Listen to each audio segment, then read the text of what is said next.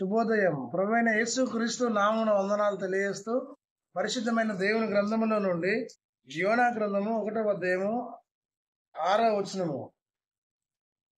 ఓయి నిద్రపోత, లేచి నీ దేవునికి ప్రార్థించుము. దేవుడి వాక్యము దీవించిన గాక. నినెవె పట్టణస్థులు దేవుని దృష్టికి ఘోరమైన పాపములు చేసినప్పుడు, అవిధేయులుగా ఉన్నప్పుడు, దేవుని మాటకు లోబడినప్పుడు దేవుని ఉగ్రత కోపము ఆ పట్టణంపై నిలుస్తుంది.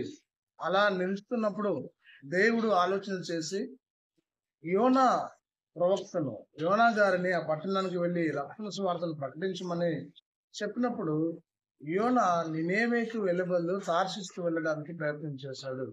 దేవుని ఉద్దేశం ఒకవేళ ఆ ప్రజలపైన కోపం ఉన్నా దేవుడు వారిని క్షమించాలని, వారు పశ్చాత్తాపడి ప్రార్థిస్తే ఆ పట్టణంపైకి రావాల్సిన ఉగ్రత తప్పించాలని ఇష్టపడ్డాడు. యోనా దేవునికి ప్రార్థన చేయడం ప్రారంభించలేదు. కానీ మన జీవితంలో కూడా క్లిష్ట పరిస్థితులు ఉన్నప్పుడు ప్రార్థిస్తూ దేవునికి మహిమకరంగా నివసించాలి. యోనా ఆ పట్టణంలో ఉన్నప్పుడు కూడా దేవుడు ఆ ప్రజలపైన కనికరం చూపెట్టి తన ప్రేమను బట్టి యోనా పై ఉన్న కోపాన్ని దేవుడు తగ్గించుకొని ఆ నినేవే పట్టణానికి ప్రేమ చూపెట్టి ఉగ్రత నుండి కాపాడినాడు, రక్షించబడ్డారు.